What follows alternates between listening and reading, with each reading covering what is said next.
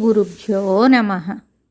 श्रीराघवेन्द्राष्टकम्। जय तुङ्गातटवसते वरमन्त्रालयमूर्ते, कुरु करुणां मयि भीते परिमलततकीर्ते।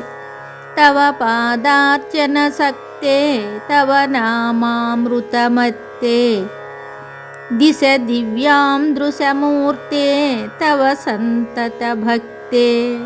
कृतगीता सुविवृत्ते कविजनसंस्तुतवृत्ते, कुरु वसतिं मम चित्ते परिवृतभक्तार्ते।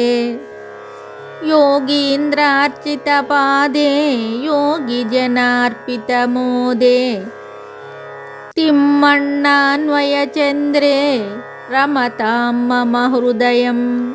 तप्तसुकाञ्चनसदृशे दण्डकमण्डलहस्ते, जपमालावरभूषे रमतां मम हृदयम्। श्रीरामार्पितचित्ते काषायाम्बरयुक्ते, श्रीतुलसीमणिमाले रमतां मम हृदयम्।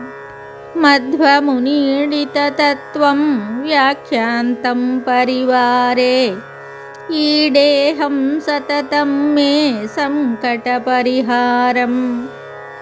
वैणिकवंशोत्तंसं वरविद्वन्मणिमान्यं, वरदाने कल्पतरुं वन्दे गुरुराजम्। सुशमीन्द्रार्यकुमारैर्विद्येन्द्रैर्गुरुभक्त्या रचिता श्रीगुरुगाथा सज्जनमोदकरी। इति श्रीसुविद्येन्द्रतीर्थविरचिता श्रीराघवेन्द्र अष्टकं सम्पूर्णं शुभम्।